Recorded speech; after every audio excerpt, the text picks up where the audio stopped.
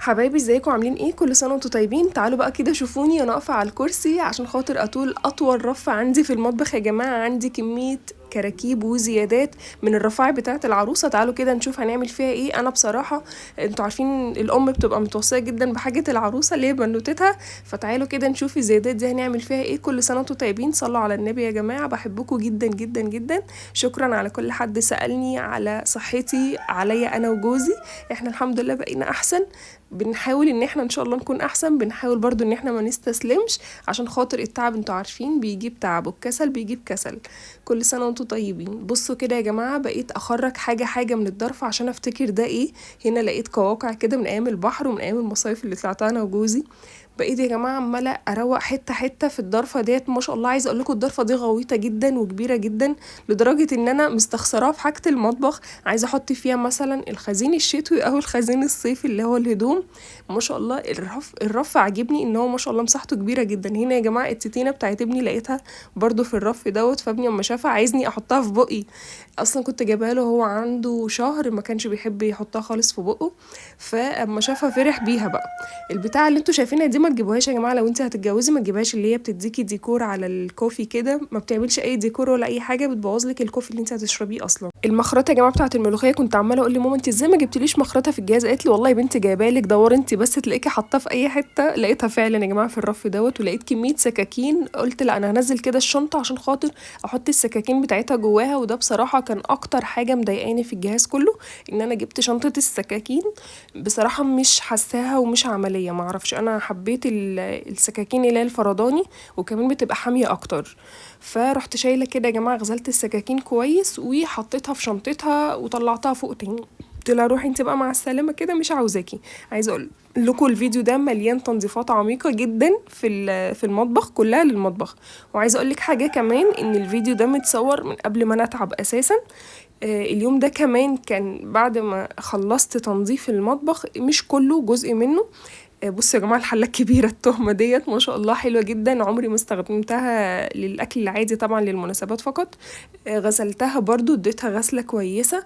غسلها عايزه اقول لكم صعب شويه عشان ما شاء الله تقيله وكبيره، فغسلتها كويس ونشفتها ودخلتها تاني الرف اللي فوق عشان خاطر احط فيه الحاجه برضو. بس يا جماعه حطيتها بنظام، الفكره ان انا حطيت حاجتي بنظام تاني، وغسلت كل حاجه تاني، وفي حاجات برضو نزلتها تبقى قصاد عينيا، لان انا بنسى اصلا ايه اللي معايا وايه اللي مش معايا. بقول لكم يا جماعه، انا اليوم ده عملت فيه جزء شويه حاجات كده في المطبخ، وبعد كده دخلت نمت، لاني كان صباح عندي ان انا رايحه اشتري ماتيريال للشغل بتاع الميك اب.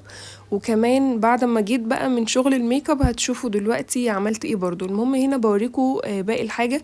الطقم ده يا جماعه طقم البسكويت والكحك بقى، كل سنه وانتم طيبين. يبقوا فكروني بس ان انا اطلعه عشان ان شاء الله في العيد الصغير. انا بقى يا جماعه بقيت اشوف كده ايه الحاجات اللي هحتاجها بره، واحطها كده في العلاقه اللي انتم شايفينها ديت. بس بصراحة يعني لقيتها اتزحمت قوي، فهشيل برضو حاجات تاني في الحلة. الطقم الستيل ده يا جماعة حلو وسكر جدا جدا، لو لقيتيه بجد هينفعك جدا جدا في الجهاز. هنا كده بقى العصارة وحاجات بتاعت الأشكال بتاعت البيض، ومعايا السلكة اللي هي بتاعت الحوض. بصوا الرفايع الكتير ديت، وفي الآخر اسمها رفايع. انت بتنزلي أصلا ساعتها وانت بتجهزي بتدفعي لك مبلغ محترم على شوية الرفايع ديت. بتحسي ان هي حاجات يعني كل حاجة فيها لوحدها رخيصة كسعر، لكن في الاخر ما شاء الله مامتك يعني بتدبس في مبلغ محترم. هنا كده الإقماع بقى بتاعت اللبن والكلام ده كله.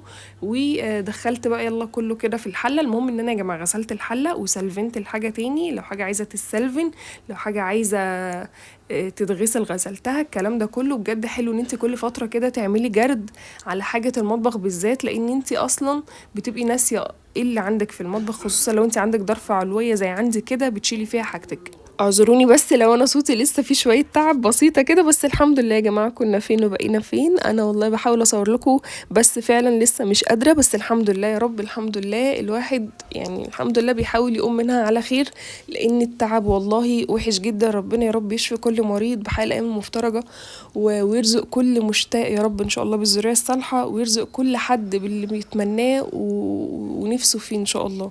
هنا يا جماعه بوريكم بقى الفوط بتاعه ايكوي، بحبها جدا. انا ببقى على طول شايلاها لما ببقى محتاجه منهم فوطه بطلعها، يعني في فوطه للتراب، في فوطه للمرايه، الكلام ده كله. ف ببقى شايلاها محتفظه بيها كده بشنطتها زي ما كانت جايالي. فكل فتره بطلعها المع بيها الحاجه عندي في الشقه يعني. هنا كده بقى بنضف الضرفه من جوه. بصوا اصلا هنا كنت بشب جدا، كنت خايفه والله اقع، ما شاء الله الله اكبر الرف اللي جوه غريق يعني، فاهمين؟ فكويس ان هي خدت والله حجم الحله اللي عندي ديت، لان دي كده كانت اكبر حله عندي في الاستانلس. هنا بقول لكم انا دي المفروض ان هي بتاعه اسمها ايه، بتاع الفحم يعني. الفوطه يا جماعه بتاعه ايكو واي، بحبها جدا جدا. كوبايات بقى يا جماعة، لقيت كوبايات عليها رسومات، كوبايات لقيتها بصوا متسلفنة جامد، مش عارفة أصلا أفكها خالص من اللزق اللي فيها. هنا كنت مهيبرة يا جماعة وقتها أنا وإبراهيم، لقيته بيقول لي عايزة أكلم تيتا، فكلمتها له فيديو وكانت معانا يعني على الهوا، جدته اللي هي مامة جوزي يعني. هنا بوريكم طقم الستيل تاني دوت يا جماعه، حلو قوي وفي كل الحاجات اللي فعلا هتحتاجيها في المطبخ. القطاعه بقى، الفتحه بتاعه الحاجه الساقعه، رغم ان ما بقاش في الكلام ده، هتلاقي فيها حاجات كتير وفيها مقاور كمان. هنا الطقم يا جماعه بصوا متسلفن ازاي، مش عارفه افكه اساسا، بس انا عندي ما شاء الله كميه كوبايات في المطبقيه وفي ضرفه تانية، فقلت لا ملاش لازمه خالص ان انا افكها. بصوا هي مجات شاي بلبن كبيره ساده يعني، فقلت لا ادخلها. كوبايات بقى يا جماعه اللي مكتوب عليها نيدو ديت، بابا الله يرحمه زمان حبيبي كان بيحب قوي يجيب لنا علب لبن النيدو، فكانت كل علبه بتبقى معاها كوبايات. عايزه اقول لكم كان عندنا منها كميه لدرجه ماما كانت بتوزع على اصحابها وحبايبها اصلا. الببرونه بتاعت هيما رميتها بقى خلاص، بس ما خليتهوش شافها عشان ما يعيطش يعني، بقاله كتير طبعا مش شايفها فهيفتكرها فيعيط فيبقى عايزها، فقلت لا ارميها من سكات كده من غير ما ياخد باله، ويا رب ما يشوفش الفيديو اصلا. هنا بقى الستيكر يا جماعه بتاع ان انا احطه مثلا على علب التوابل وتكتبي عليها حاجتك، بس لا احنا مقلناش نستخدمها كده، احنا بنستخدمها كستيكر على وشنا انا وابراهيم بصراحه.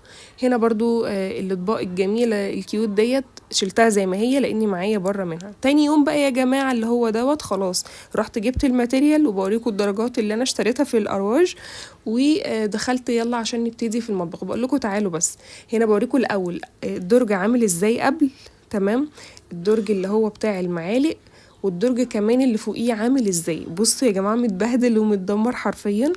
بقول لكم الحاجات اللي هنا دلوقتي كلها هنطلعها فوق في الحله برضو، يعني الحاجات اللي مش هنعوزها هنحطها في الحله كمان. يا رب يا جماعه بس ما يكونش الفيديو طويل وتقيل عليكم، يعني طمنوني كده في التعليقات ان الفيديو الحمد لله خفيف على قلبكم. كل سنه وانتم طيبين. قولوا لي يا جماعه خلصتوا وصلتوا لفين في الشقه عشان خاطر شهر رمضان. هنا بقول لكم يلا نقلع بس الاول الحاجات ديت من ايديا عشان ما تبصش، وبعد كده ابتديت في غسيل الطبقين اللي كانوا في الحوض دول بس، وبعد كده اي حاجه كانت في الدرج يا جماعه في المعالق هي عامه نظيفه بس غسلتها برضو، وغسلت اللي هي بتاع الستاند اللي انا بحط عليها دلوقتي دي عايزه اقول لكم كانت كان جوزي في مره جاب علبه شوكولاته يعني، فدي اتبقت منها عجبتني بصراحه قوي، فقلت لا انا مش هرميها، هحط فيها المعالق، عجباني ومتينه ما شاء الله. جبت بعد كده بقى الليفه كده ودعكت الادراج من جوه، وما بقتش عارفه طب هفرشهم ايه هفرشهم ايه. افتكرت ان ماما الله يبارك لها كانت جايبالي مفارش للتلاجة لونين، فاللون التاني ده انا بصراحه استخدمته للادراج، عجبني قوي قوي، كان مدي بصوا هتلاقوه دلوقتي مدي ما شاء الله منظر حلو ورقيق جدا جدا. هنا كنت بتكلم مع حماتي فيديو بتكلم معاها وفي نفس الوقت بصور معاكم يعني. الدرج يا جماعه بصوا ما شاء الله بقى شكله رقيق جدا، اللون عجبني جدا جدا جدا.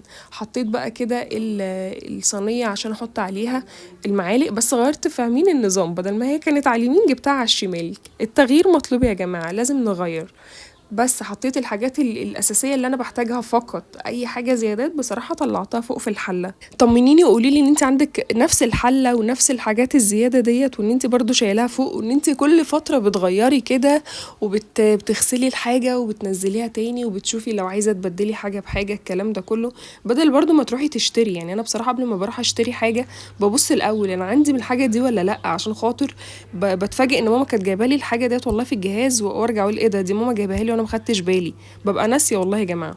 الواحد يعني بقاله 3 سنين بس متجوز، بس عارفين انتوا الزهايمر يعني الحمد لله. هنا برضو يا جماعه الطقم اللي هو الجولد دوت والنبيتي في جولد طلعته برضو كله وقلت هغسله، رغم ان هو طبعا نضيف بس قلت هغسله وهغسل الكفر بتاعه.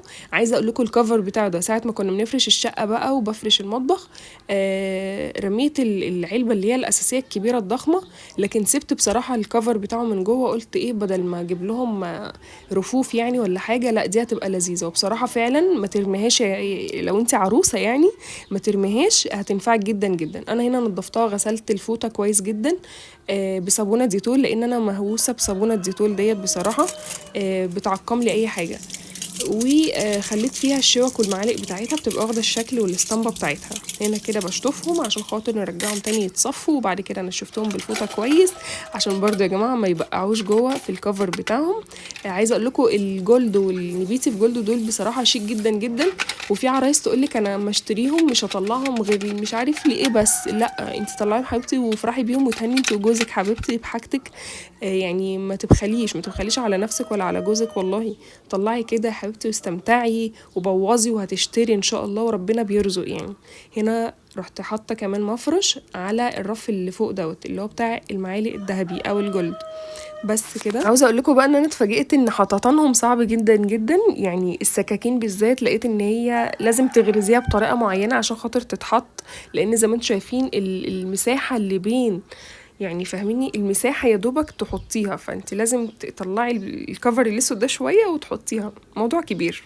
المهم يا جماعه بعد ما نشفتهم كويس بوريكم هنا اللون النبيتي مدي برضو ضي جولد كده شويه، وهنا بوريكم الدرج القمر ده تاني. وبعد كده بقى دخلت على الكاسات، قلت برضو اصبنها كويس واغسلها واروق عليها. وبوريلكم كمان بعد ما اتغسلت، عايزه اقول لكم المطبخ طالما نظيف، سوري يعني هو والحمام، مش المطبخ فقط يا جماعه، المطبخ والحمام طالما نضاف هتحس بطاقه ايجابيه بصراحه. بصوا بقى يا جماعه، ما قدرتش بصراحه اسكت، رحت جايبه على طول ستريس وقعدت ارش كده على كل الدهون اللي انتوا شايفينها الفظيعه ديت، وسبتها ثواني كده على ما اعمل شويه مواعين ورايا. وبعد كده جبت كمان الطبق بتاع الميكرويف نضفته كويس. عايزه اقول لكم كل الدهون يا جماعه اللي على الحيطه واللي على شايفين انتوا من تحت المطبخ انا رشه ازاي، رشيت برضو، وكل الدهون بصراحه وقعت. هنا خلاص نضفت كمان تحت الحوض وروقت ورميت كمان حاجات ما كنتش عايزاها. بصوا بسم الله ما شاء الله يا جماعه، اكن الشفاط رجع جديد، بسم الله ما شاء الله. ايه رايكم يا جماعه في صوت الديك؟ العلقه الجديده دي بصراحه لسه جايباها، وجبت شويه الاسباتولات اللي على الحيطه ديت برضو لسه جداد.